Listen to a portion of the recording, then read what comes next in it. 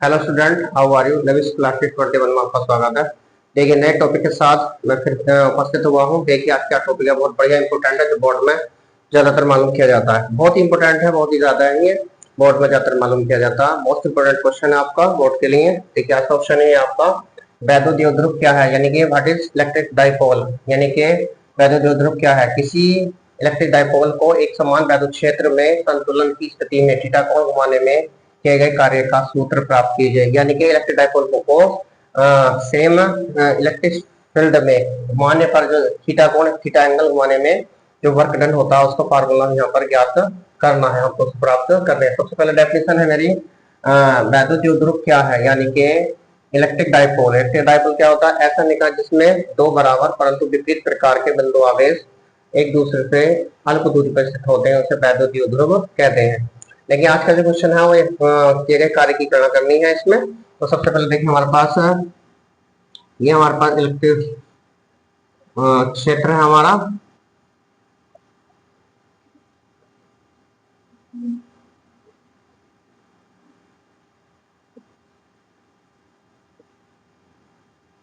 ये हमारे पास vector E नाम है आपका। और देखिए, यहाँ से ये मेरे पास एक प्लस क्यू और माइनस क्यू, ये वैद्युत द्विध्रुव है आपका -2। और इसे मैंने क्या कहा है, इसको थीटा कोण घुमाने में, यानी कि हमने क्या करा है, थीटा कोण घुमा दिया गया, डी थीटा कोण घुमाने में क्या गया कार्य निकालेंगे यहाँ पर। यानी कि इसको ऐसे घुमाया यहाँ पर और इसको इसकी डायरेक्शन इधर हो गई। ये जो है कोण यहाँ पर, ये डी थीटा है आपका। और ये और यहाँ पर जो कोण है, ये इसे क्षेत्र से थीटा कोण बनाते हुए रखा हुआ है। ये ये हमारे पास वैद्युत द्विध्रुव इलेक्ट्रिक डाइपोल है आपका। ये इलेक्ट्रिक डाइपोल मोमेंट है आपका, इलेक्ट्रिक डाइपोल है आपका। तो देखिए, इसमें लिखना क्या है, इसमें देखो चित्र के अनुसार इसमें लिखना क्या है।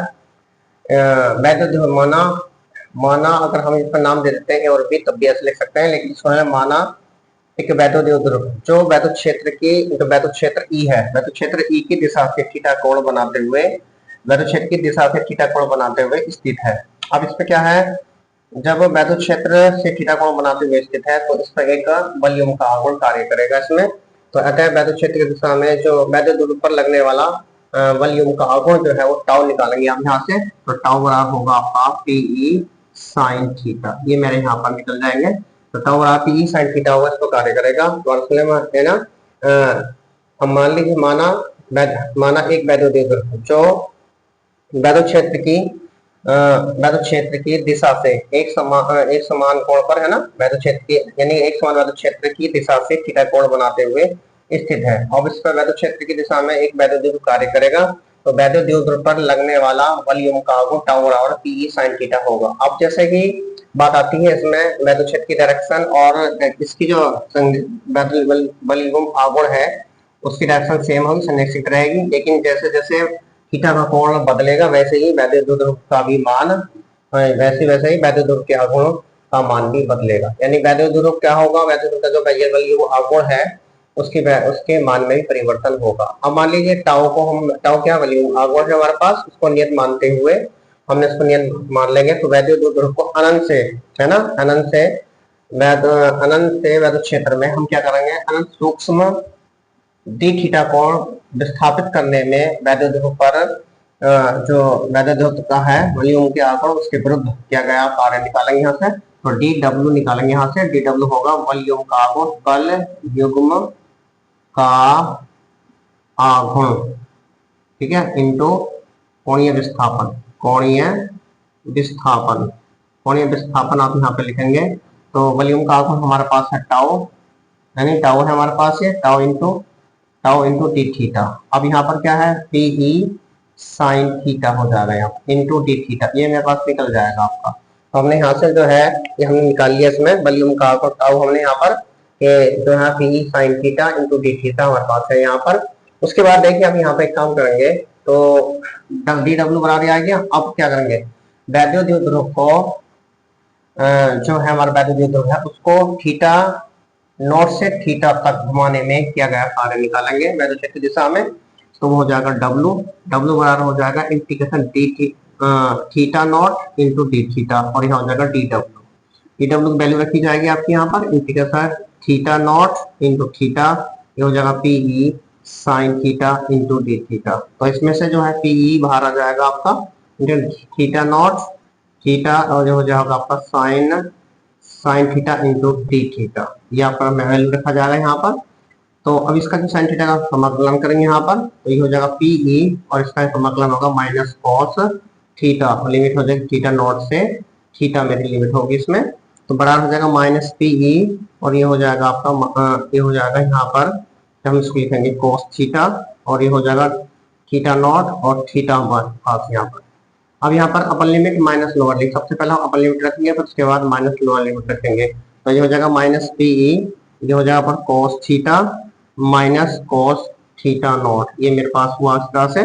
माइनस के अंदर मल्टीप्लाई कर दें तो ये हो जाएगा पीई, और ये हो जाएगा cos theta not minus cos theta हुआ आपका यहाँ पर।